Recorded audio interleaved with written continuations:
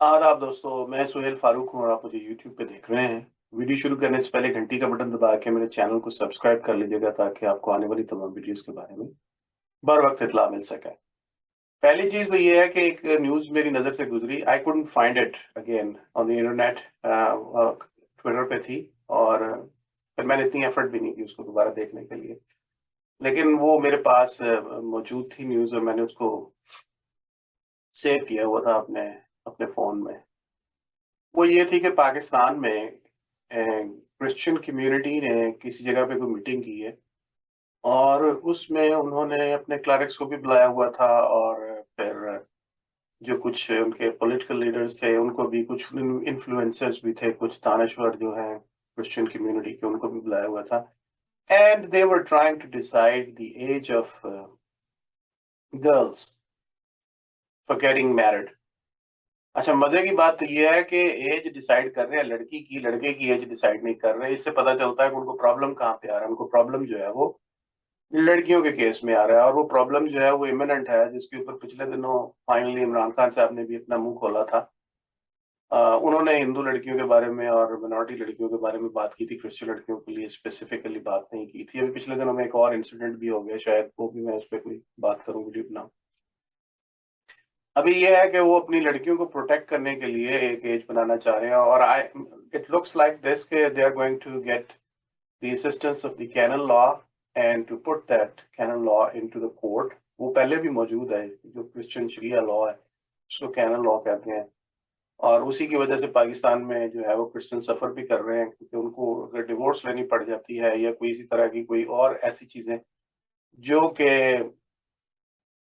Christian cannon law के मुताबिक या क्रिश्चियन शरीयत के मुताबिक जो है वो अगेंस्ट द रूल्स और अगेंस्ट द लॉ जा रही होती हैं, तो उनके लिए उनको स्ट्रगल करनी पड़ती है। तो मेरा पॉइंट ऑफ व्यू ये है कि even if they get it, even if they get it canon law के अंदर उसको इस चीज को इंक्लूड कर भी लेते हैं, तो फिर भी वो इस चीज से बच नहीं सकते कि जब कोई मिनॉरिटी की लड़की किसी मेजोरिटी के बंदे के साथ शादी करेगी, कन्वर्ट होके, और वो इस्लाम कबूल कर लेती है, तो पहली चीज तो ये है कि इस्लाम में जो सबसे बड़ा प्रॉब्लम आ रहा है इस वक्त वर्ल्ड वाइड, जिस पे पिनलाइज किया जा रहा है, क्रिटिसाइज किया जा रहा है, वो लड़की की एज की बात की जाती है कि एज की कोई रिस्ट्रिक्शन नहीं है। मुल्ला हजरात जो है वो 9 से 10 साल की लड़की को भी कह देते हैं कि जनाब वो अगर उसको पीरियड्स आ जाते हैं तो वो शादी के काबिल है, और अगर नहीं भी आए हुए तो कोई बात नहीं है। ऐसी हदीसें भी निकाल के सामने रख देते हैं।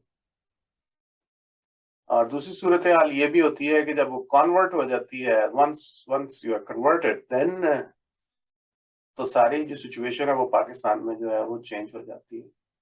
तो मेरी टेक जो है इस सारी चीज के ऊपर और इस सारे डिस्कशन के ऊपर यही है कि अ, अगर आप लॉ इस तरह का कोई अपने लिए ले भी आते हैं तो वो लॉ सिर्फ आपके लिए होगा। जैसे मैं अक्सर कहता हूँ कि घर में अगर आप ताला लगाते हैं किसी चीज के ऊपर, पैसों पे ताला लगा देते हैं या कोई डॉक्यूमेंट्स के ऊपर ताला लगा देते हैं, तो वो ताला घर वालों के लिए होता है, वो ताला चोर के लिए नहीं होता। तो चोर ने जब भी आना होता है तो वो तो पहली चीज तो ये है कि वो दीवार फलांग के आता है या नकब लगा के आता है या घर का ताला तोड़ के आता है। जब घर का ताला तोड़ के अंदर आता है तो चोरी का ताला तोड़ते हुए तो उसको कोई प्रॉब्लम नहीं होती। तो ताले जो हैं वो तो सिर्फ आप अपने लिए लगाते हैं। आप एज सेट कर रहे हैं तो वो आप अपने लिए कर रहे हैं, आप एज जो है वो उन लोगों के लिए सेट नहीं कर रहे जो आपकी बेटियों को कन्वर्ट कर रहे हैं और फिर उनको यंगर एज में कन्वर्ट करने के बाद उनसे मैरिज कोर्ट में जाके शादियां कर रहे हैं।